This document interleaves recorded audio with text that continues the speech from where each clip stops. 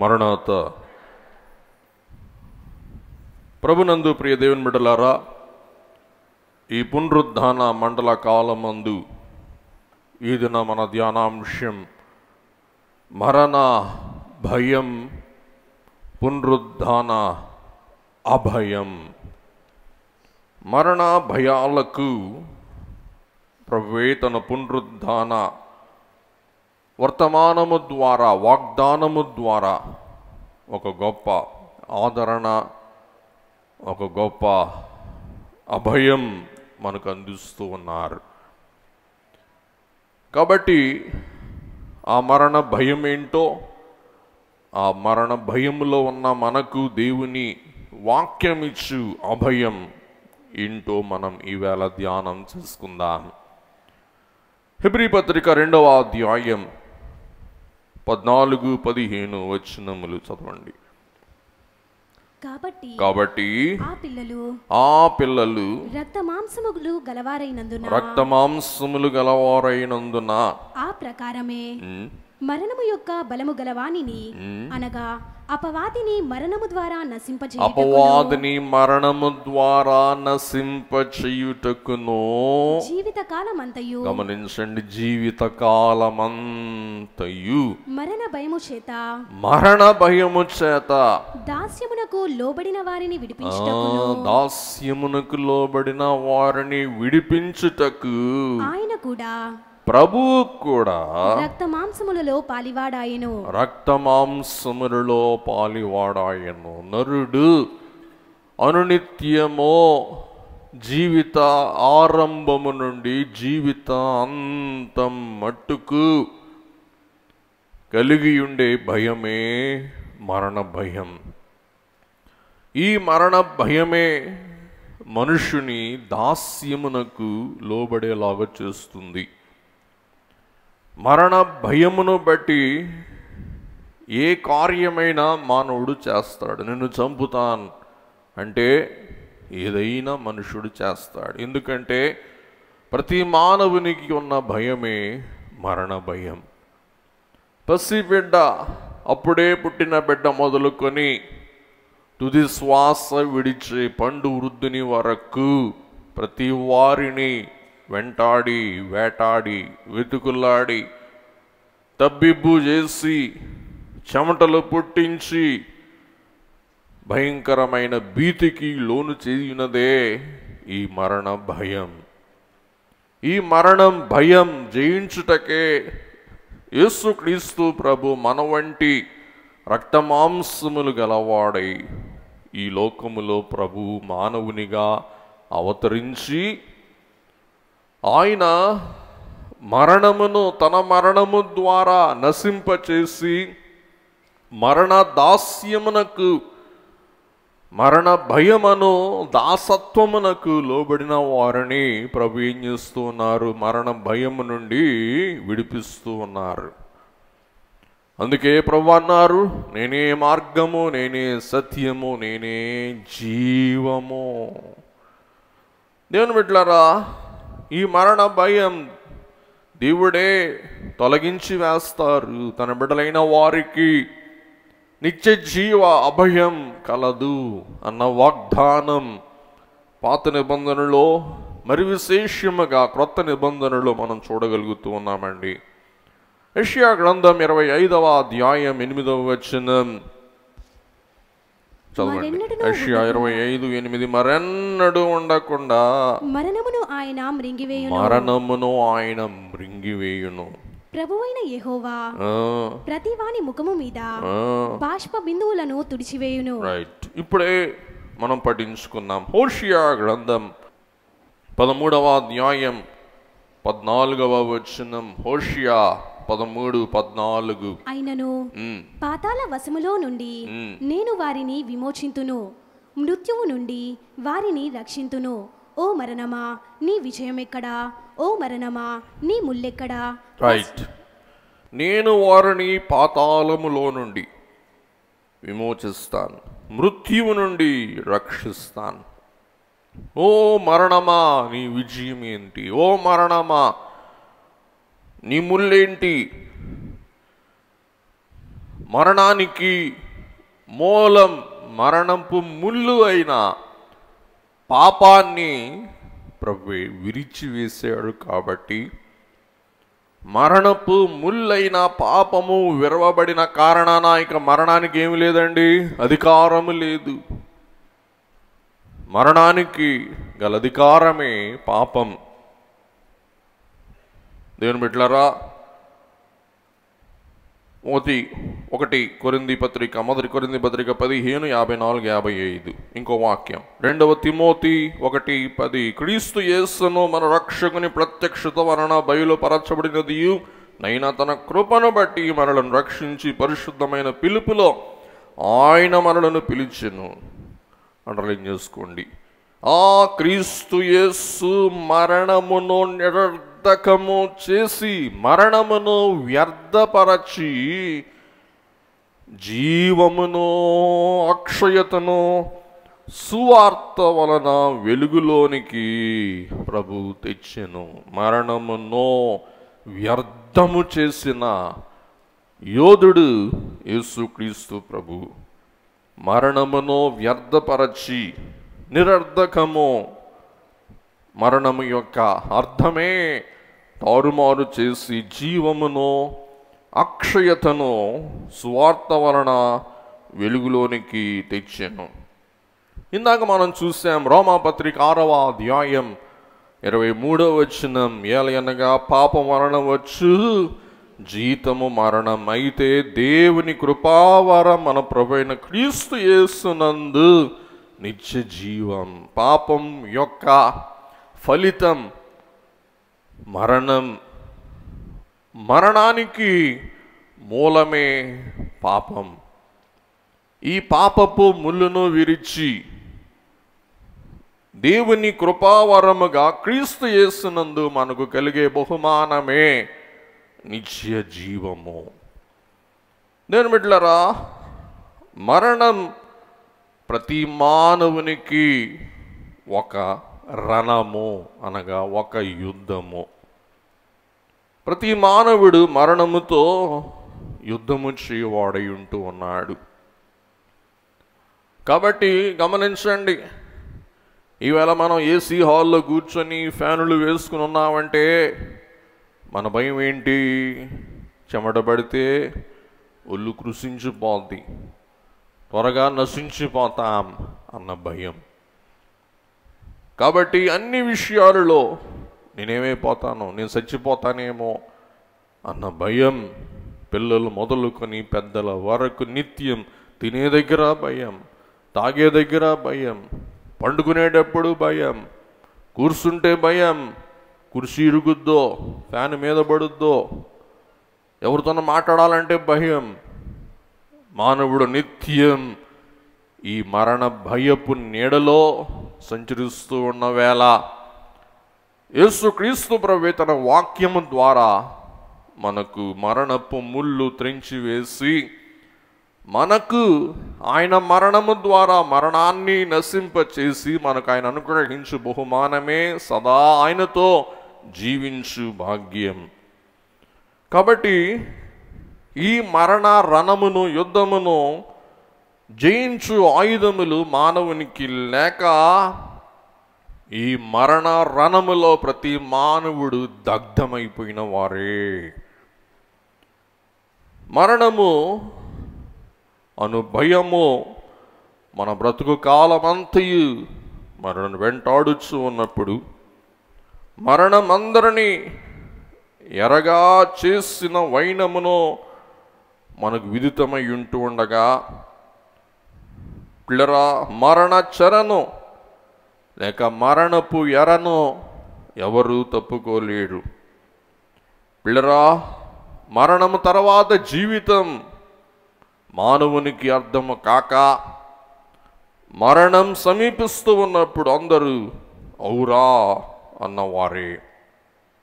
యేసుక్రీస్తు ప్రభువే మరణపు తెర వెనుకాల నిత్య జీవం అను ఆచూకీకి మనకు తెలియచేసిన నిత్య జీవ ప్రదాత యేసుక్రీస్తు ప్రభువై ఉంటున్నారు. మరణం పరలోక అరకు, అనగా పరలోక గెదికి సామ్రాజ్యమునకు ఒక దారి అని తెలిపి ఆయనే ఆ నిత్య జీవ మార్గమునకు మార్గం అయ్యుంటూ ఉన్నారని సెలవిస్తున్నారన్నమాట అండి. కాబట్టి మనం ఎవరమైనా మరణాన్ని వాయిదా వేసుకోవచ్చు, కానీ మరణించకుండా ఎవరు జీవించలేం. మరి మరణ భయములో దేవుడిచ్చు అభయాలను ఈవేళ మనం ధ్యానం చేసుకుందాం. మొట్టమొదటి భయం మరణ ప్రక్రియయే మానవునికి భయానకం. మరణ ప్రక్రియ, మరణం జరిగే విధానం, ఇది మానవునికి భయానకం. వింటుంటే మీకే భయానకంగా ఉంది. ఇది సర్వసాధారణం. గమనించండి దేవుని బిడ్డలారా, ఆసుపత్రిలో అనారోగ్యం లోనైనప్పుడు, ఇక కష్టం అనుకున్నప్పుడు ఆ మరణ ప్రక్రియ ఎలాగూ జరుగుతుందో, ఆ మరణ ప్రక్రియ ఎలాగ ఎదుర్కోవాలో అనే సందర్భం అనే సంగతిని అనుభవములు ఉన్నవారు ఎదుర్కొనే సమయమందు మరి వారు ఉక్కిరిబిక్కిరైపోవటం మనం చూస్తూ ఉన్నాం. మరి నాకు కూడా అదే అనిపించింది మనస్సులో. మరి అమ్మగారు అంత గొప్ప బోధకురాలు అయి ఉండి కొన్ని వేల వర్తమానాలు అందించి లక్షలాది మందికి బోధించి కడకు ఆ మరణమంటూ సమీపిస్తూ ఉన్నప్పుడు మరి ఎదుర్కొనటానికి కొంత ఆందోళన ఆవేదన పొందిన విధానం చాలా విడ్డూరముగా వినూత్నంగా వింతగా అనిపించిందన్నమాట అండి. నిజమే, బోధ అయితే బోధ చేయగలం, కానీ ఆ బాధ అనుభవించే సమయం అప్పుడు మరి దాన్ని ఎదుర్కొనటం అనేది చాలా మరి చేదుకరం, అది చాలా ఆందోళనకరం అయి ఉంటుంది అన్నమాట అండి.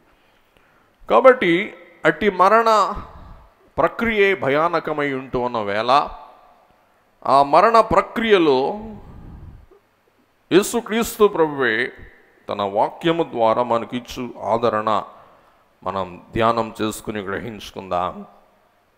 ఇట్టి అనుభవం పొందిన కీర్తనాకారుడు తన కీర్తనలో 23వ కీర్తన 4వ వచనంలో రాస్తారు, గాఢాంధకారపు లోయలో నేను సంచరించినను ఏ అపాయమునకు నేను భయపడను.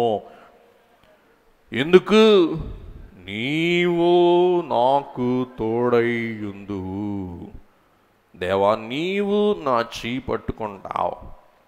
ఆ మరణాంధకారములో నీవు నాకు తోడై ఉంటావు. మంచి కాపురి అయి ఉన్న నీవు నాకు తోడై ఉంటావు. నీ దుడ్డు కర్రయు నీ దండమును నన్ను ఆదరించును. నీ సన్నిధి నన్ను ఆదరించును.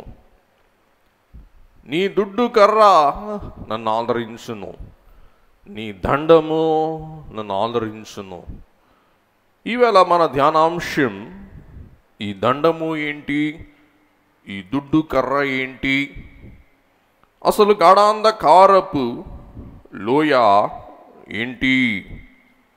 గాఢా అనగా గొయ్యి, మాటు, పొంచియుండు స్థలం. గొయ్యి, గాఢా అనగా గొయ్యి, పొంచియుండు స్థలం. ఈ పొంచియుండు స్థలమే అంధకార స్థలం. అసలే ఇది లోయ. ఈ లోయలో అంధకారం, చీకటి, గాఢాంధ లోతైన చీకటి గల లోయ. కాబట్టి ఈ లోయ ఏమి సూచిస్తుంది? అపరిమితమైన చీకటి, అగమ్య గోచర పరిస్థితి. ఏమవునో, ఎలాగునా ఈ చీకటిలో నుండి బయటకు వస్తానో, ఈ గుహలో నుండి ఎప్పుడు నేను బయటకు వస్తానో, అలాగే విపరీతమైన శరీర బాధ, అలాగే భరింపలేనంత ఆందోళన, నొప్పి, అలాగే పరీక్ష మరియు భయం, ఇవన్నీ మానవుడు ఎదుర్కొనే సమయమందు నిరాశ నిస్పృహలో ఉన్నప్పుడు, దేవుని యొక్క అండ తోడై ఉన్నప్పుడు భక్తుడు అంటాడు దావీదు, నేనే అపాయమునకు భయపడను, ఎందుకనగా నీవు అపాయములో నాకు తోడై యుందువు. దేవుని బిడ్డలారా, సర్వసాధారణ మీ అనుభవాలు. కీర్తనకారుడు అంటారు, your rod and staff comfort me. English భాషలో రాడ్ అనగా దండము ముందు వస్తుంది, దుడ్డు కర్ర తర్వాత వస్తుంది. ఆ క్రమం బట్టి మనం ధ్యానం చేసుకుందాం. దండముతో నువ్వు నన్ను ఆదరిస్తావు. ఈవేళ దండం ఏంటి, దుడ్డు కర్ర ఏంటి? ఈ దండము దుడ్డు కర్ర దీనికి సాదృశ్యమై ఉంటూ ఉన్నాయి అనే అంశములు మనం ధ్యానం చేసుకుందాం. నేను బిడ్డలారా, కాపరి యొక్క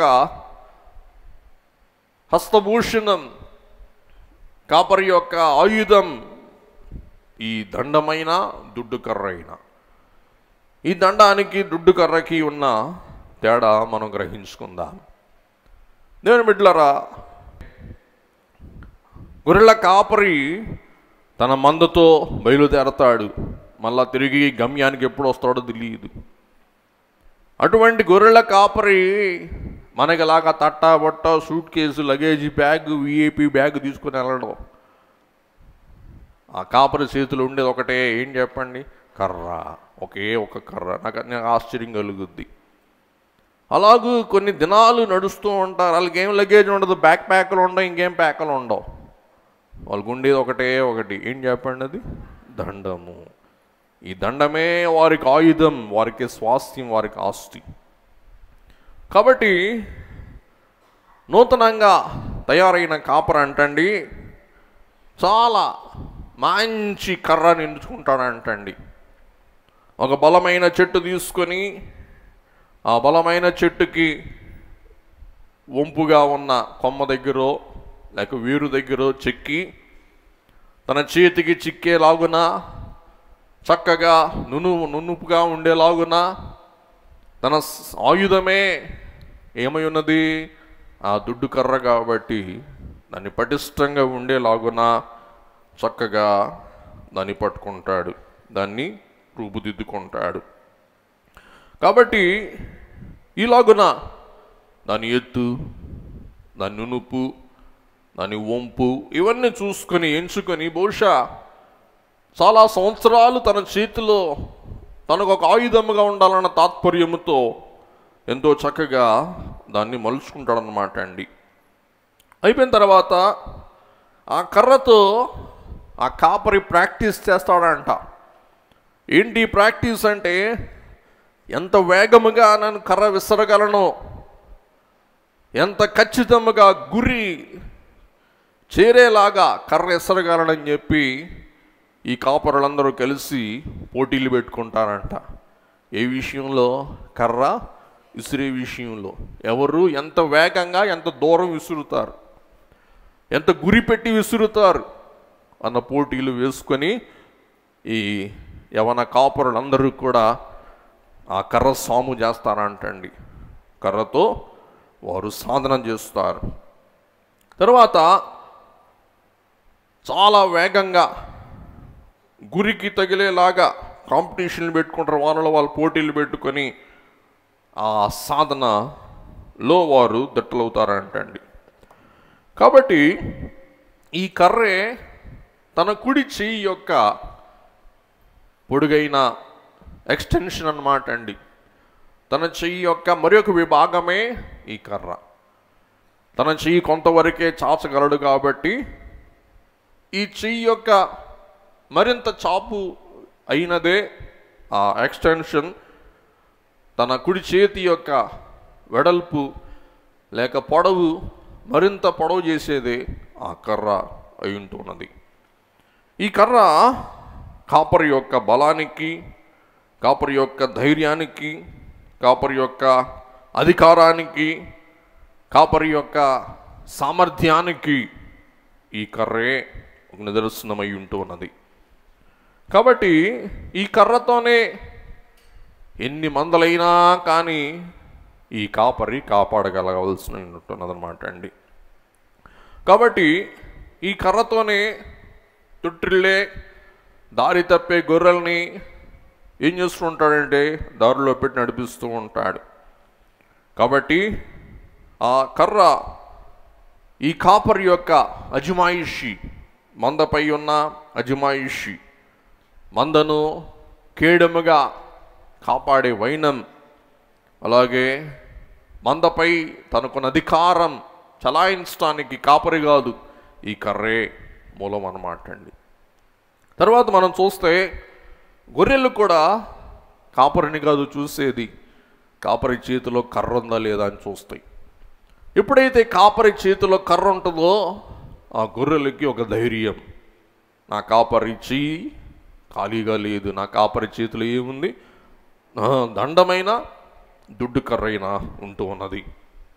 మన మోషే గారి అనుభవం మనం చూస్తే హోరేబు కొండ మీదకి కాపరిగా మోషే అక్కడికక్కడే అమాంతంగా పిలువబడినప్పుడు ఆ కొండ ఎక్కుతూ తన వెంట ఏం తీసుకుని వెళ్ళాడు, తన కర్ర. దేవుడు సంధిస్తారు, నీ చేతిలో ఏంటి, కర్ర. దేవుడు ఆ కర్రను దీవించి ఆ కర్రనే దేవుని యొక్క శక్తి గల ఆయుధముగా, అద్భుతాలు చేసే ఆయుధముగా, దేవుని మహిమను రుజువు చేసే కర్రగా దేవుడు దీవింపగా ఆ కర్ర ద్వారా మోషే ఎన్నో అద్భుత కార్యాలు, మహత్కార్యాలు, ఐగుప్తు ఆశ్చర్యపడేలాగున, ఐగుప్తుపై దేవుని తీర్పులు విధించేలాగున మోషే ఆ కర్రను వినియోగిస్తాడు అన్నమాట అండి.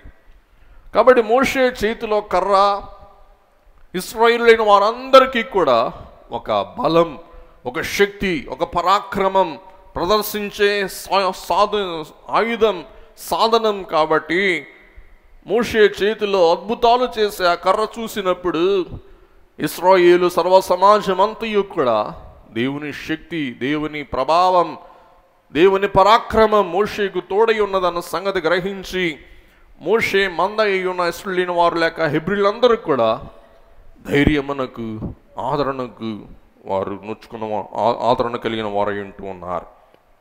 కాబట్టి ఆ కర్ర గమనించండి, దేవుని మనస్సును, దేవుని చిత్తమును మోషే ద్వారా రుజువు చేయగలిగింది ఆ కర్ర. అలాగే మనకు కూడా దేవుడు దండము దయచేసాడు. ఆ దండమే దేవుని బైబిల్ గ్రంథము. ఈ దండమే దేవుని యొక్క చిత్తము, దేవుని యొక్క భవిష్యత్ సంకల్పన, దేవుని యొక్క మనస్సు మనకు వ్యక్తము చేసే మన హస్తభూషణమే దేవుని వాక్య గ్రంథం అయి ఉంటూ ఉన్నది. ఇది దేవుని యొక్క దైవత్వము యొక్క బలం, పరాక్రమం తెలియచేస్తున్నదన్నమాట అండి. అందుకే వాక్యములో పదే పదే మనం చూస్తూ ఉన్నమాట, యెహోవా సెలవిచ్చినదేమనగా, thus said the Lord. యెహోవా సెలవిచ్చినదేమనగా, ప్రభు పలుకున్నదేమనగా. కాబట్టి ఈ గ్రంథమే మనకు దండం. ఈ దండములో దేవుని యొక్క అంతరార్థం, అంతరంగం, మనస్సు, ఆయన ఉద్దేశ్యం, ఆయన చిత్తమంతా కూడా నిగూఢమై ఉందన్నమాట అండి. కాబట్టి ఆ దండము ఎలాగున మందకు అభయము, అలాగున మనందరికీ వాగ్దాన దండం దేవుడు దయచేశాడు. ఎందుకనగా మన ఆపత్కాలములో గాఢాంధకర అనుభవములు ఇదియే మనకు ఆదరణ, ఇదియే మనకు సేద, ఇదియే మనకు సౌఖ్యం. కాబట్టి దావీదు భక్తుడు రాస్తున్నాడు, శ్రమలో నీ వాక్యమే నన్ను బలపరచున్నది, నన్ను ధైర్యపరచున్నది, నన్ను ఆదుకొనున్నది అని ఎన్నో విషయాలు 119వ కీర్తనలో వాక్యము గురించి ప్రస్తావించుట మనం చూడగలం. కాబట్టి ఈ యొక్క వాక్యమే దేవుని మనస్సును బయలుపరచుంది. కాబట్టి దేవుని మనస్సు మన మనస్సులను కదిలించినప్పుడు, మన మనస్సు దేవుని మనస్సు వాక్యము ద్వారా ఏకమైనప్పుడు మనకు కలిగే అనుభూతి, ఆదరణ అమోఘం అయి ఉంటున్నదన్నమాట అండి. కాబట్టి మరి ఈ వాక్యమే మానవుడు లిఖించిన వాక్యము కాదు, కానీ దేవుని యొక్క దివ్య ప్రత్యక్షత అయి ఉంటున్నదన్నమాట అండి. ఇంకా మనం ముందుకు వెళ్ళి ఆలోచిస్తే ఈ యొక్క దండము ద్వారా కాపరి గొర్రెలకు క్రమము నేర్పించువాడు, గొర్రెలకు క్రమశిక్షణ చేయువాడు కాపరి. ఎట్లా? దండము ద్వారా. కాబట్టి మన పరలోకపు కాపరి కూడా మనకు క్రమశిక్షణ చేయుటకు ఈ దండమును మన హస్తములకు దయచేయుట మనం చూస్తూ ఉన్నాం. అలాగే ఈ యొక్క దండం కాపరి ఎంత చక్కగా వాడతాడనగా అంత చక్కగా సామర్థ్యవంతముగా వాడుట మనం చూస్తూ ఉన్నాం. దేవుని బిడ్డలారా, ఈ గొర్రెలు అమాయక జీవులు, పిరికి జీవులు, మోగ జీవులు, ఎదిరించలేని జీవులు, ఎదుర్కొనలేని జీవులు, వీటికి బలము, శక్తి, పరాక్రమం, క్రూరత్వం లేని జీవులు. కాబట్టి కాపరి అంటూ ఎవరికైనా కావాలి అంటే కాపరి కావలసినవే గొర్రెలై ఉంటున్నాయి అన్నమాట అండి. మరి ఏ జీవులైనా కానీ తమ మట్టుకు తాము జీవిస్తాయి. దుప్పులైనా, పందులైనా, దొన్నలైనా, ఆవులైనా, మరి ఏ జీవులైనా, ఒంటెలైనా, గాడిదలైనా తమ మట్టుకు తాము జీవిస్తాయి. కానీ గొర్రెలకు మట్టుకు ఖచ్చితంగా ఎవరు కావాలా? కాపరి కావాల్సింది. ఇవి పెంపుడు జీవులు, ఇవి క్రూర జీవులు కాదు, తమ మట్టుకు తాము స్వతహాగా జీవించే జీవులు కాదని మనం చూస్తూ ఉన్నాం. కాబట్టి ఈ యొక్క గొర్రెలు ఏవైనా తొట్టిల్లినప్పుడు, అమాయకంగా ఏమైనా విష మొక్కల యొద్దకు వెళ్ళి భుజించేటప్పుడు, అలాగే ప్రమాదకరమైన పరిస్థితులలోనికి ఈ గొర్రెలు వెళ్ళినప్పుడు ఈ కాపరంటండి ఆ దండాన్ని ఆల్రెడీ ప్రాక్టీస్ చేశాడు కాబట్టి వేగంగా గురిపెట్టి తాను గాలిలో విసురుతాడంటండి. విసిరే సమయానికి ఆ విసురు శబ్దం గమనించండి. కర్ర విసిరేసినప్పుడు ఉయ్యమని మీదకు వస్తుంది. ఉయ్యమనే శబ్దమే గొర్రెని అలర్ట్ చేస్తుందంట. బాబాయ్, నాకేం పొంచి ఉంది? ప్రమాదం పొంచి, నేను తప్పుదా వెళ్తున్నాను. ఆ కర్ర తగలనక్కర్లా, ఆ కర్ర ఇసురు శబ్దం వినగానే గొర్రెలన్నీ అప్రమత్తం అవుతాయి అంటండి, ఉలిక్కి పడతాయి అంట. మేమేదో తినకూడని తింటున్నాం, మేము తొట్టుబాటులో ఉన్నాం, మేము త్రోవ తొలగాం, అందుచేత కాపరి ఏం చేశాడు? కర్ర ఇసిరాడు అని చెప్పి వెంటనే అవి ఉలిక్కిపడి మరి అవి త్రోవ తప్పకుండా, కానివి తినకుండా, ప్రమాదములో పడకుండా ఆ కర్రయే ఆ గొర్రెలు ఏం చేస్తాయి అంటండి? ఆదుకుంటాయి, ఆదరిస్తాయి, దారిలో పెడతాయి. అలాగే దేవుని వాక్యము కూడా మనం దారి తప్పి తిరుగుతూ ఉన్నప్పుడు, పెడదారిని వెళ్తూ ఉన్నప్పుడు, మనం పాప పదార్థములు భుజించుటకు ఇష్టపడుతూ ఉన్నప్పుడు తొట్టిల్లకుండా, త్రోవ తప్పకుండా, వ్యర్థమైన విష పదార్థములు భుజించకుండా సంరక్షించేది ఏమైనది? దేవుని వాక్యం. కాబట్టి తొట్టు పడకుండా మన పాదాలు తిన్నగా నడిపించగల సామర్థ్యం ఉన్న గ్రంథమే ఏ గ్రంథం అండి? దేవుని వాక్య గ్రంథం. అందుకే మీకు పదే పదే చెప్తాను, డిఎల్ మూడీ భక్తుడు తన బైబిల్ మొట్టమొదటి పేజీ మీద రాసుకున్న మాట, this book keeps you away from sin. ఈ పుస్తకం నిన్ను పాపములో పడకుండా కాపాడునది. Sin keeps you away from this book. పాపమే ఈ పుస్తకమునకు నిన్ను దూరము చేసేది. ఈ పుస్తకం పాపము నుండి మనల్ని దూరంగా ఉంచేది. పాపమే ఈ పుస్తకాన్ని మనకి దూరం చేసేది. కాబట్టి మన హృదయంలో పాపం గూడు కట్టుకొని ఉన్నప్పుడు ఈ పుస్తకం మనకు చేదుగా ఉంటుంది, మనం తినబుద్ధి అవ్వదు.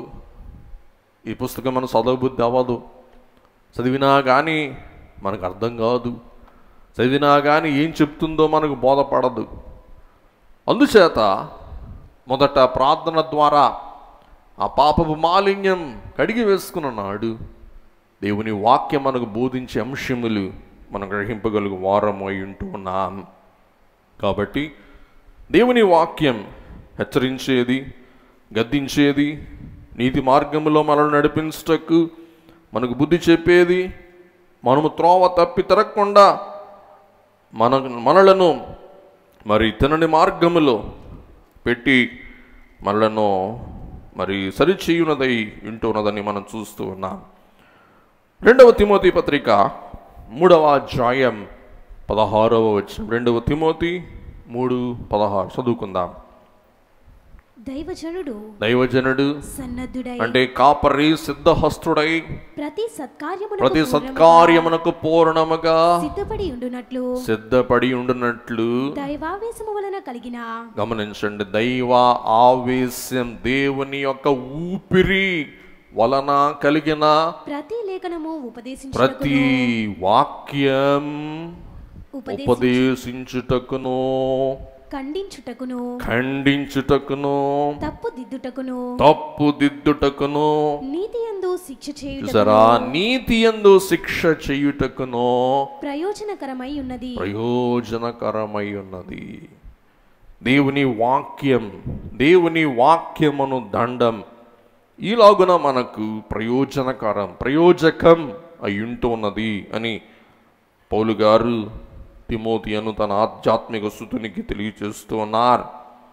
కాబట్టి ఈ వాక్య దండమే మనలో నీతి మార్గములో నడిపించుటకు సాధనమై ఉంటూ ఉన్నది. మరి ఒక విషయం మనం గమనించినట్లయితే, ఈ కర్రతో కాపరి అంటండి గొర్రెల్ని లెక్క పెడతాడు. కాపరి గొర్రెని లెక్క చూసుకుంటాడు కర్రతో. 1, 2, 3, 4, 5, 6. కాబట్టి గొర్రెల లెక్క చూడటానికి సాధనమే ఏమైనది చెప్పండి?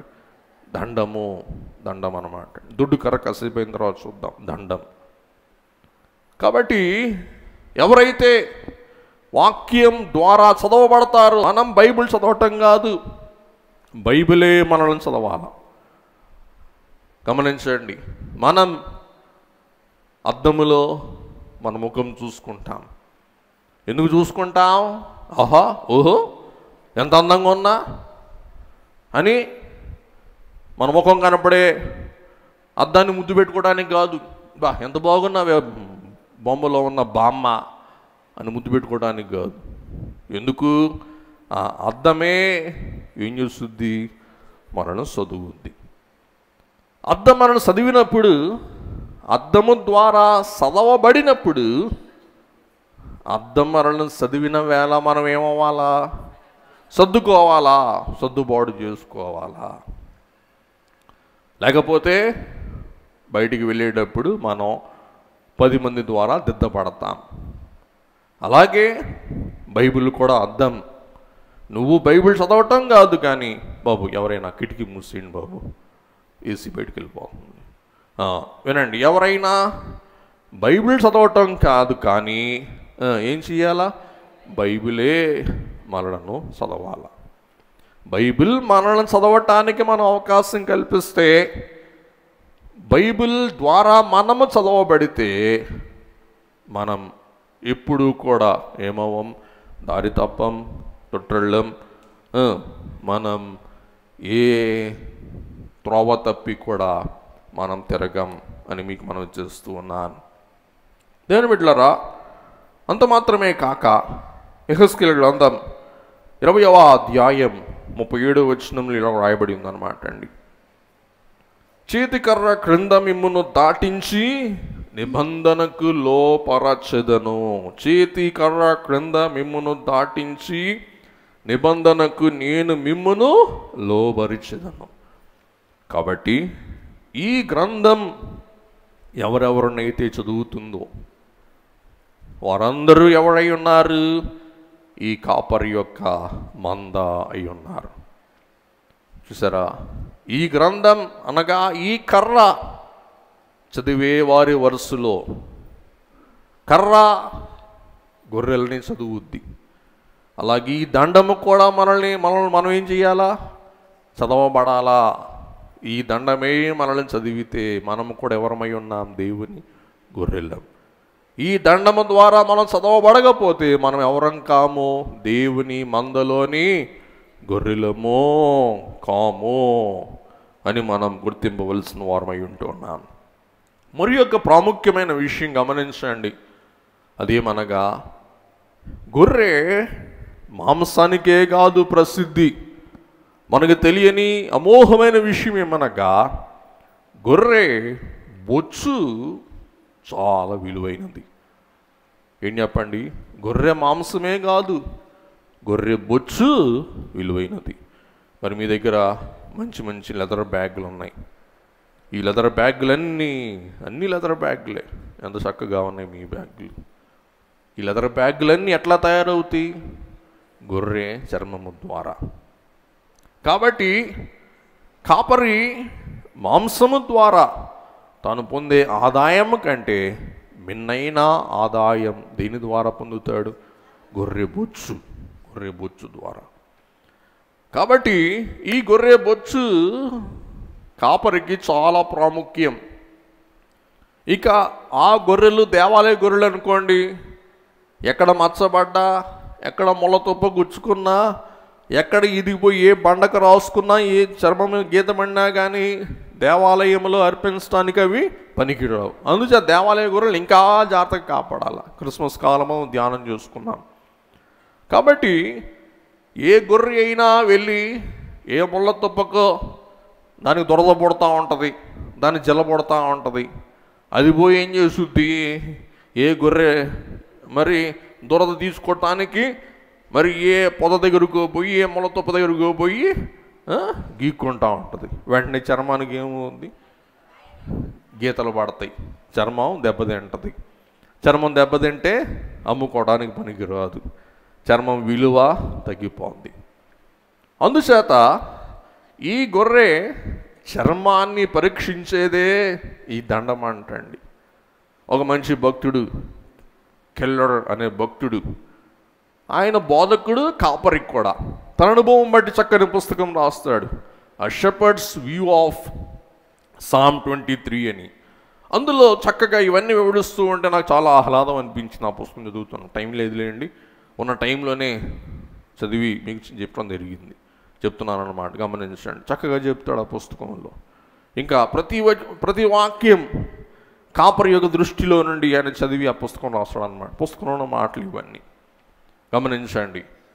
అందుచేత దాని బొచ్చు ఈ కర్రతో చూస్తాడంటండి, ఈ కర్రతో పరీక్షిస్తాడంట. దాని బొచ్చు ఎలాగుంది? ఈ దండం పెట్టి అట్ట చర్మానికి అట్ట చూస్తూ ఉంటాడంట. ఎందుకు? చెయ్యి తగలకూడదు కాబట్టి. అలాగే మన జీవితం ఎలాగుంది, మన జీవనం ఎలాగుంది అని పరీక్షించేది దేవుని హస్తం కాదు, కానీ ఏమైనది? దేవుని వాక్యం. కాబట్టి దాని యొక్క ఊల్ అనగా దాని చర్మం, దాని బొచ్చు ఏవైనా గాయాలతో ఉందా, ఏమైనా రోగాలతో ఉందా, ఏమైనా లోపాలతో ఉందా అని చెప్పి ఆ దండముతో చక్కగా స్కానింగ్ చేస్తాడంటండి, పరిశీలిస్తాడంటండి ప్రతి గొర్రెని. అట్ట కర్రజాపి ఇట్ట బొచ్చు కొంచెం లేపితే చాలు దానికి అర్థమైపోద్ది, వానికి అర్థమైపోద్ది. అలాగున మరి ఏ యొక్క గొర్రెైనా కానీ మచ్చబడ్డా, బొచ్చుకి గాయమైనా ఆటోమేటిక్గా అది ఇన్ఫీరియర్ యానిమల్, అంటే వెల తక్కువ గొర్రెగా మారిపోద్దా అంటండి. వెంటనే దానిని సరిచేయాల. అలాగే ఆ యొక్క మరి చర్మము యొక్క శుద్ధి ఎలాగుంది? అందుకే ఈ గొర్రె బయటికి పోయి అన్ని రాసుకొని పూసుకొని వస్తుంది కాబట్టి సాయంకాలమందు కాపరి ఏం చేస్తాడంటండి? గొర్రెల్ని తైలముతో అభిషేకిస్తాడంట. ఎప్పుడైతే గొర్రె మీద తైలం ప్రోక్షింపబడుతుందో దాని గాయాలన్నీ ఏమవుతాయి? కట్టబడతాయి. దానికి నునుపుగా ఉంటుంది, సౌఖ్యంగా ఉంటుంది, ప్రశాంతంగా ఉంటుంది అన్నమాట అండి. కాబట్టి నేను దొడ్లోకి రాగానే నా కాపరి నన్ను తైలముతో అభిషేకిస్తాడు. నా గిన్నె నిండి పొర్లుచున్నది. నాకు ఆనందం అధికంగా కలుగుతుంది. ఎందుకు? నా కాపరి నా గాయాల మీద ఏం అప్లై చేస్తాడు? తైలం. దేవుని బిడ్డలారా, ఇలాగున ఆ గొర్రె యొక్క చర్మాన్ని శుద్ధి చేసి మరి దానిని సరిచూసేటప్పుడు అది గొర్రెల దొడ్డి. ఈ దొడ్లోకి వచ్చేటప్పుడు ఏ గొర్రె మీద అనుమానం ఉందనుకోండి, కాపరంట కర్ర అడ్డం పెడతాడంట. అగోవే అడ్డం పెట్టి దాన్ని చూస్తాడంట. ఏమే ఆడికి పోయావే? ఏం తగిలించుకున్నావే? డొల్లు వచ్చావే? ఏ బుడదలో తిరిగావే అని చెప్పి దాన్ని అడ్డుకోవటానికి కాపరి ఏం చేస్తాడంట? ద్వారానికి కర్ర అడ్డంగా పెడతాడంట. ఆగిపోద్ది గొర్రె, పరీక్షింపబడుతుంది. అవసరమైతే తైలం ప్రోక్షింపబడుతుంది. తర్వాత కర్ర అడ్డం తీసిపో అంటాడంట. కాబట్టి మొన్న శుక్రవారం మండల కాలంలో చెప్పాను, కాపరి యొక్క షీప్ ఫోల్డ్, కాపరి యొక్క దొడ్డి రాళ్లతో ఉంటుంది అంటండి. చుట్టూ దానికి చిన్న ద్వారం ఉంటుందంట. ఆ కాపరి రాత్రిపూట తన గొర్రెలు కాపలా కాసేలాగా ఆ ద్వారం దగ్గరే పండుకుంటాడంట. ఆ ద్వారానికి అడ్డంగా పండుకుంటాడంట. అందుచేత క్రూర మృగాలు దాటి లోపలికి రాలేవు. లోపల ఉన్న గొర్రెలు ద్వారమే కాపరి. ఇక దానికి ఎంట్రన్స్ లేదు. ఎవరు కాపరి? కాపరే దానికి ద్వారం. దానికి ద్వారాలు ఉండవు. కాపరే దానికి అడ్డంగా పండుకుంటాడు కాబట్టి కాపరే ద్వారం. క్రూర మృగాలు లోపలికి వెళ్ళలేవు, ఉన్న గొర్రెలు బయటికి రాలేవు. ఎందుకంటే కాపరే ఒడ్డు. అలాగే ప్రభు అంటారు, నేను గొర్రెలకు పోవు, గొర్రెలు పోవు ద్వారము నేనే. నేను అడ్డుగా ఉన్నప్పుడు నన్ను దాటుకొని మృగాలు లోపలికి వెళ్ళలేవు. నన్ను దాటుకొని నా దొడ్లో ఉన్న గొర్రెలు బయటికి వెళ్ళలేవు. నేను వాటిని కాపాడుచున్నాను. ఏ క్రూర మృగమైనా వస్తే నేను ద్వారం దగ్గరే ఉంటాను కాబట్టి నేను ఆదుకుంటాను, ఆదరిస్తాను. గొర్రెల కొరకు నా ప్రాణం పెడతాను. ఎందుకు? గొర్రెలు తప్పిపోయినా, క్రూర మృగం వచ్చి గొర్రెల్ని కబలించినా ఎవరికి అవమానం? ద్వారమై ఉన్న కాపరికి అవమానం. అందుచేత కాపరి ఏం చేస్తాడంట? ద్వారముగా మారుతాడు. అందుకే ప్రభు అన్నారు, నేనే మార్గం, నేనే సత్యం, నేనే జీవం. గొర్రెలకు నేనే జీవం. నేను కనుక అడ్డు లేకపోతే మృగాలు వచ్చేస్తాయి, ఇవి బయటికి వెళ్ళిపోయి తినేస్తాయి. అందుచేత ఈ మార్గంలోనే ఉంది జీవం. కాబట్టి గొర్రెలు ఈ మార్గం తప్పితే నిర్జీవం అయిపోతాయి. ఈ ద్వారము గుండా క్రూర మృగం లోపలికి వస్తే ఇవి నిర్జీవం అయిపోతాయి. ఇవి బయటికి వెళ్ళినా నిర్జీవమే, అవి లోపలికి వచ్చినా నిర్జీవమే. అందుచేత నేనే మార్గం, నేనే నిజమైన మార్గం, నేనే సత్యమైన మార్గం. నేను దొంగ కాపరిని కాదు. నేను ఏ కాపరిని? నిజమైన కాపరిని. గొర్రెల కొరకు ప్రాణం పెట్టుటకు వెనుదీయని కాపరిని అంటూ ఉంటారు. కాబట్టి ఈ యొక్క కాపరి కర్ర అడ్డం పెట్టి గొర్రెను చూసి దానికి తైలం పోసి దాని ఆనందం పెంపొందింపజేసి దొడ్లు నడిపిస్తారంట. అలాగే పరలోక కాపరికి కూడా పరలోకానికి ఏమై ఉన్నారు? నా ద్వారా తప్ప ఎవరు పరలోకములోనికి ప్రవేశింపలేడు. అందుచేత మీరు పరలోకం రావాలా? నేనే మీకు మార్గమై ఉండి పరలోక ద్వారమై ఉంటాను కాబట్టి నేనే మీకు దారి తీయాలా, దారి చూపించాలా, నేనే మీకు ద్వారం తెరవాలా, నేనే మిమ్మల్ని పరలోక దరి చేర్చాలా, నేనే మీకు దారి చూపించాలా, నేనే మీకు ద్వారం తెరవాలా, నేనే మిమ్మల్ని దరిచేర్చాల. కాబట్టి ఆ కాపరి పరలోకపు కాపరి. 139వ కీర్తన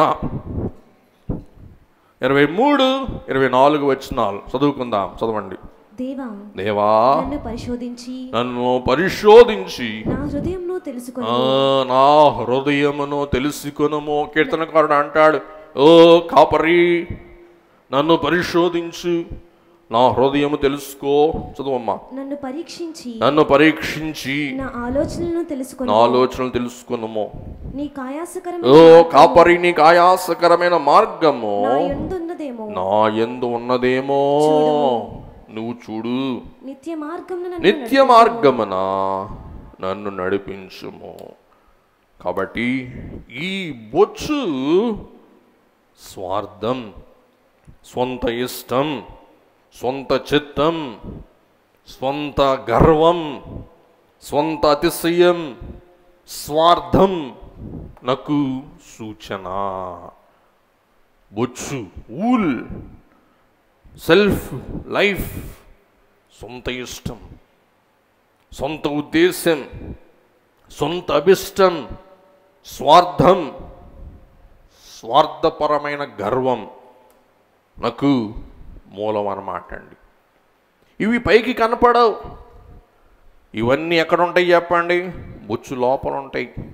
స్వార్థం, సొంత చిత్తం, సొంత ఇష్టం, సొంత ఉద్దేశం, సొంత నిర్ణయం అన్నీ ఎక్కడ ఉంటాయి? బొచ్చు లోపల ఉంటాయి. బయటికి కనపడవు. బయటికి బాగానే ఉంటాయి జీవులన్నీ.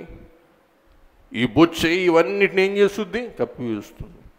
ఎప్పుడైతే ఈ వాక్యమును దండం గొర్రె బొచ్చు మీద పడుద్దో ఆ బొచ్చుని ఏం చేస్తుంది?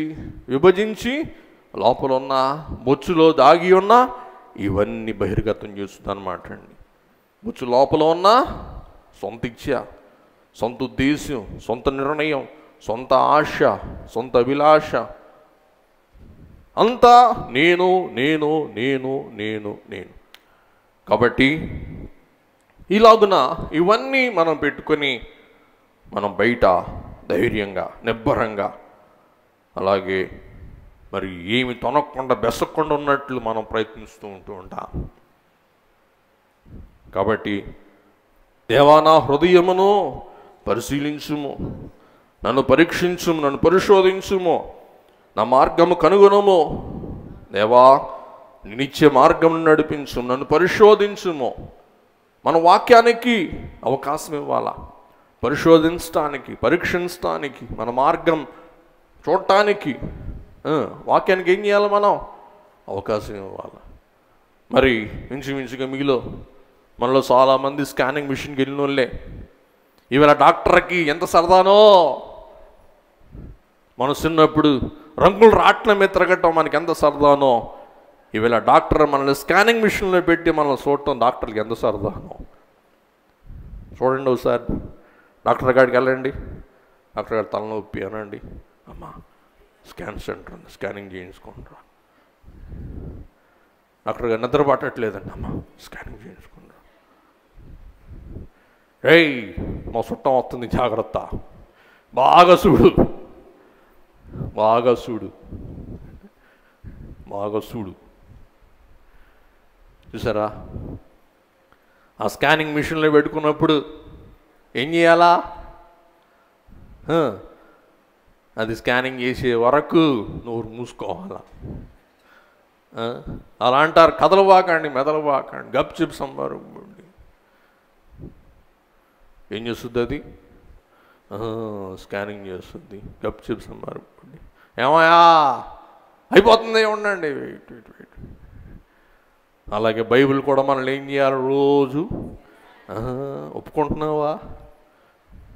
స్కానింగ్ మిషన్ దైవసన్నిధి వాక్యం చదివే మధ్యలో ఫోన్ మోగుద్ది, స్కానింగ్ మిషన్ లేచి వెళ్ళిపోయావు అనుకో, ఈ మీద పెళ్ళి మనం కొడతాడు వాడు స్కానింగ్ మిషన్లో ఉన్నవాడు. బుద్ధి లేదా? దేవుని బిడ్డలారా, కానీ దేవుడు మనల్ని ఏమండం. అందుకే టీవీ చూస్తా మనం బైబిల్ చదువుతాం. ఇంకా ఒక అమ్మ అంటే ఒక పాదిగారు చెప్పిన బాగా గుర్తు, మనసు మీద ఇల్లికలు వండుకొని బైబిల్ అంటే నేల మీద పెట్టుకొని చదువుద్దా అంటండి. మనసం మీద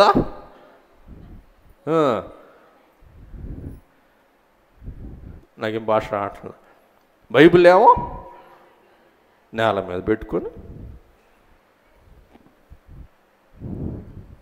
ఎంత మంచి ఫోజో కదా, ఆలోచించండి. దేని బిడ్డలారా, బైబిల్ మన స్వార్థం, మన సొంత బుద్ధి, మన అభిష్టం, మన చిత్తం, మన గర్వం ఇవన్నీ కూడా మరి దండముగా చదవలసి ఉంటున్నది. అలాగే దావీదు అంటాడు, మొదటి సమూయేలు గ్రంథం 17వ అధ్యాయం 37వ వచనం, మొదటి సమూయేలు 17:37. సింహము యొక్క బలము నుండి, రైట్, ఎలుగుబంటి యొక్క బలము నుండి రైట్, నన్ను రక్షించిన యెహోవా ఈ ఫిలిష్తీయుని చేతిలో నుండి కూడాను రైట్ నన్ను విడిపించుననియు చెప్పెను. చూసారా దేవుని బిడ్డలారా, దావీదు తన దండముతో నోట్లోకి వెళ్ళిపోయిన గొర్రెను సింహంతో పోరాడి, ఎలుగుబంటితో పోరాడి వెలికి తీయుట దావీదు పరాక్రమ నిదర్శనం అన్నమాట అండి. మరియు యేసుక్రీస్తు ప్రభు కొండ మీద ఉన్నప్పుడు, శోధనల కొండ మీద ఉన్నప్పుడు, సాతాను శోధిస్తూ ఉన్నప్పుడు, సాతానును జయించుటకు ద్వితీయోపదేశ కాండ గ్రంథమును ప్రభువే ఉటంకించి దేవుని మాట సెలవిచ్చినదేమనగా, దేవుని వాక్యం సెలవిచ్చినదేమనగా అని మాట్లాడి సాతానుని ఏం చేశారండి? ఓడించాడు, జయించాడు. కాబట్టి సాతాను కూడా అప్పుడప్పుడు యుక్తిగల సర్పం వలె, గర్జించు సింహం వలె పొంచి ఉండి మన మీద పడుటకు ప్రయత్నించు వేళ మనం ఏం వినియోగించాలా? దేవుని వాక్యమనే దండముతోనే సాతానును ఎదిరించగలం, సాతానుపై జయం పొందగలమని మీకు మనవి చేస్తూ ఉన్నాను. కాబట్టి ఈ యొక్క కాపరి దుడ్డు కర్ర, దండం. దండం అంటే కర్ర, దుడ్డు కర్ర అంటే వంపు. Rod and staff. ముందుకు వెళ్దాం. తర్వాత మనం చూస్తే ఈ యొక్క దండం కాపరికే ఒక సేద అన్నమాట అండి. గమనించండి, మనకిలాగా కుర్చీలు ఉండవు అడవుల్లో, మనకిలాగా ఎక్కడ పడితే అక్కడ పండుకోలేడు. అందుచేత కాపరి ఏం చేస్తాడు? ఈ కర్రకి ఆనుకొని ఉంటాడు. అప్పుడప్పుడు చూస్తూ ఉంటాం. అలాగన మనం కూడా దేవుని వాక్యం అనే దండం మీద ఏం చేయాలి? ఆధారపడాలి. ఆ వాక్యం అనే దండం మీద ఆధారపడినప్పుడు దేవుడు మనతో మాట్లాడువారై ఉంటూ ఉన్నారు. తర్వాత మనం చూసినట్లయితే స్టాఫ్, దుడ్డు కర్ర, అది పరిశుద్ధాత్మ తండ్రికి సాదృశ్యం, నిదర్శనం అని మనం చూస్తూ ఉన్నాం. దేని బిడ్డలారా, మరి ఈ యొక్క దుడ్డు కర్ర దేనికి ఉపయోగం? వినండి. క్రొత్తగా గొర్రెలు ఈనినప్పుడు, చిన్న చిన్న గొర్రె పిల్లలు పుట్టినప్పుడు, మరి కాపరి తన చేతితో ఆ గొర్రె పిల్లలను, పుట్టినప్పుడే గొర్రె పిల్లలను పట్టుకుంటే ఈ కాపరి చేతులు యొక్క వాసన దాని మీద పడితే తల్లి ఒప్పుకోదంట. సరే, ఎంత దేవుడు దానికి తెలివిచ్చారో. అందుచేత కాపరి తన చేతితో గొర్రె పిల్లల్ని ముట్టుకోడంట. ఏం చేస్తాడు? దండముతో మెల్లగా తల్లి గొర్రె దగ్గరికి చేర్పిస్తాడు.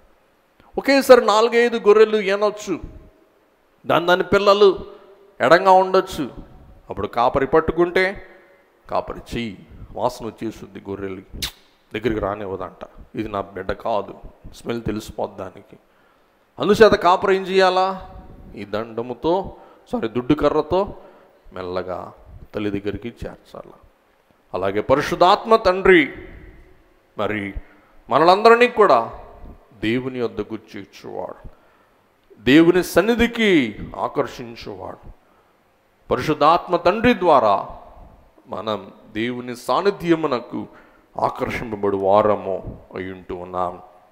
కాబట్టి ఈ దృశ్యాలు చూస్తూ ఉన్నప్పుడు చాలా వింతగా, ఆశ్చర్యంగా, విడ్డూరంగా అనిపిస్తుంది అంటే.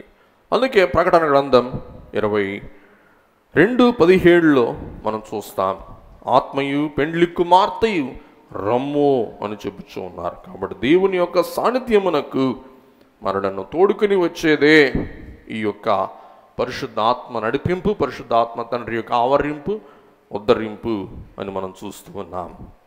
తర్వాత ఈ యొక్క గొర్రెలు తప్పుడు త్రోవను వెలుచూ ఉన్నప్పుడు వెంటనే దుడ్డు కర్ర పెట్టి ఏం చేస్తాడంటండి, లాగుతాడంటండి. అందుకే దేవుని రాస్తారు, కష్టములను చీకటి లోయలో స్పష్టముగా ఘన సౌఖ్యమును చూపి నా దృష్టికి చూపి నన్ను ఆదరించుదు, నన్ను పరామర్శించుదు, నన్ను దరికి చేర్చుదు. కాబట్టి దైవజన కీర్తనలు ఇవన్నీ చూస్తూ ఉన్నాం. టైం లేదు కాబట్టి నేను ముందుకు వెళ్ళిపోతూ ఉన్నాను.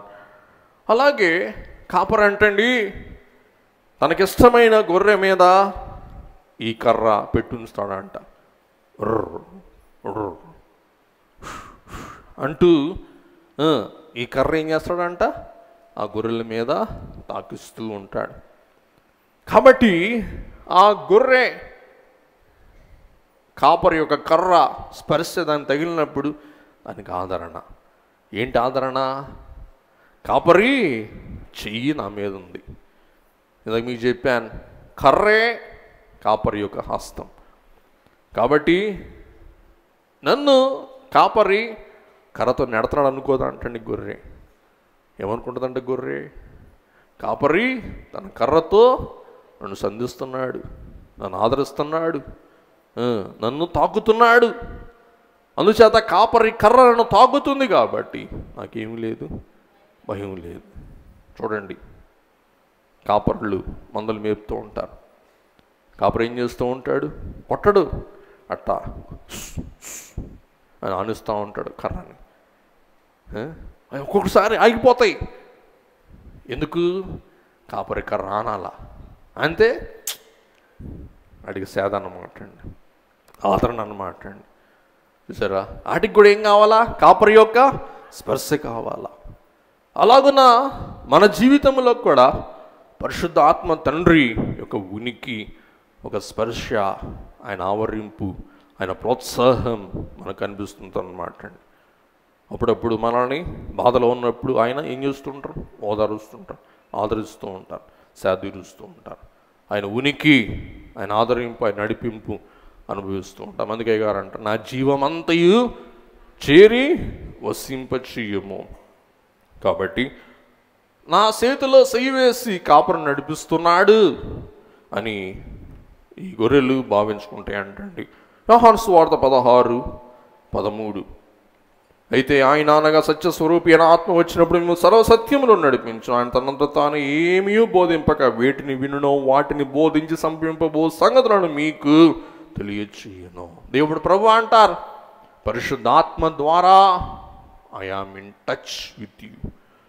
నేను మీతో ఉన్నాను, నేను వెళ్ళుట మీకు మంచిది, నేను వెళ్ళని ఎడల పరిశుద్ధాత్మ మీ వద్దకు రాడు, ఆయన మీతోనో మీలోనో జీవించును, వసించును.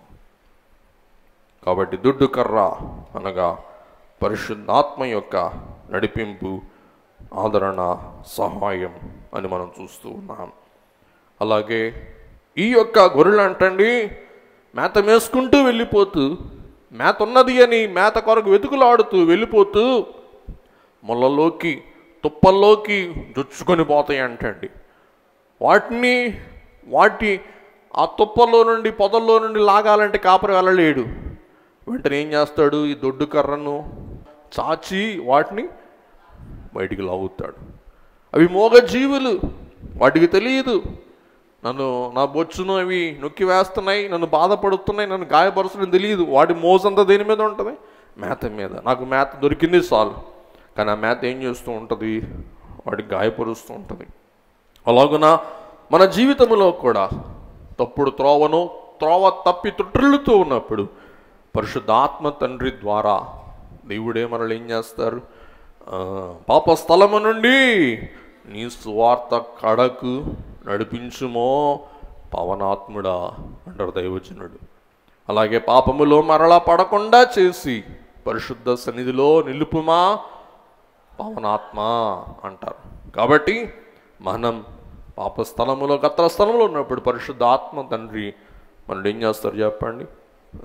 మరలా తన సన్నిధిలోనికి తన ఆదరింపు ద్వారా నడిపించు వారు అయి ఉంటున్నారనమాట అండి.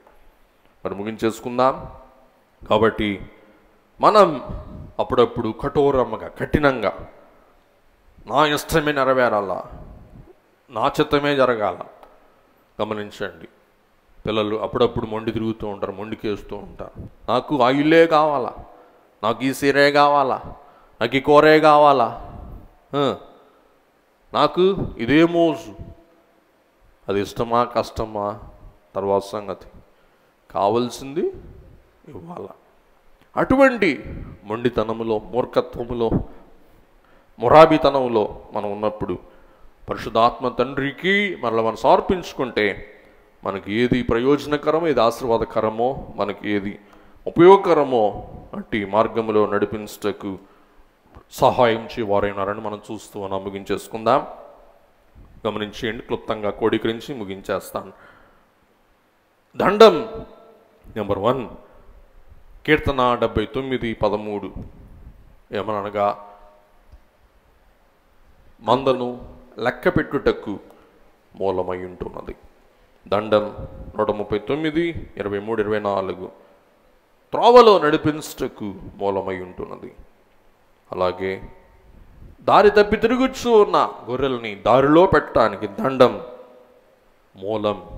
ఇర్మియా గ్రంథం 50వ అధ్యాయం 6వ వచనం. అలాగే ప్రమాదము నుండి విడిపించుటకు దండం మూలం. 1 సమూయేలు 17:34. అలాగే మరి కాపరిని, గొర్రెల్ని ప్రమాదము నుండి, క్రూర మృగాల నుండి కాపాడునది దండం. యెహెజ్కేలు గ్రంథం 34:7-16, అలాగే 23. ఐ రిపీట్, యెహెజ్కేలు గ్రంథం 34:7-16 మరియు 23. దారి తప్పి తిరుగుచూ ఉన్న గొర్రెల్ని దారిలో పెట్టడానికి 2 సమూయేలు 12:1-7. అలాగే దుడ్డు కర్ర. యోహాను సువార్త 10:27-29 గొర్రెలకు ఆదరణ సేద దయచేయును. రెండవది, గొర్రెల్ని సత్మార్గంలో నడిపించినది దుడ్డు కర్ర. కీర్తన 81:13.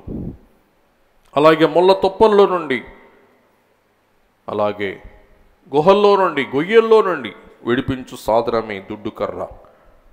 మరి మత్తయి సువార్త 18:12-13.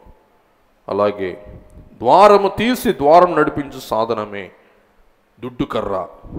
యోహాన్ 10:7. యోహాన్ 10:7. తర్వాత గణాంధకారపు లోయలో మనకు వెలుగు అనుగ్రహించు ప్రభువు. వెలుగు, అంధకారమందు వెలుగు ప్రకాశింపచేయు ప్రభువు. నేను లోకానికి వెలుగు ఉన్నాను. యోహాన్ 8:12. అలాగే కీర్తనలు 22:15. ముగించేసుకుందాం. తర్వాత మరి యొక్క మాట ఏమనగా గాఢాంధకారపు లోయ. రిఫరెన్స్లు మాత్రమే చెప్తాను, రాసేసుకోండి. గాఢాంధకారపు లోయ, వివరించడం టైం లేదు. గాఢాంధకారపు లోయ. యోబు 3:5. యోబు 10:21-22. యోబు 12:22. యోబు 16:16. యోబు 24:17. యోబు 28:3. యోబు 34:22. యోబు 34:22. యోబు 38:17. ఇప్పుడు కీర్తనలు 44:19. కీర్తనలు 107:10. కీర్తనలు 107:14. ఇర్మియా 2:6. ఇర్మియా 13:16. ఆమోస్ 5:8. ముగించేసుకుందాం. యెషయా గ్రంథం 43:2. యెషయా 43:2.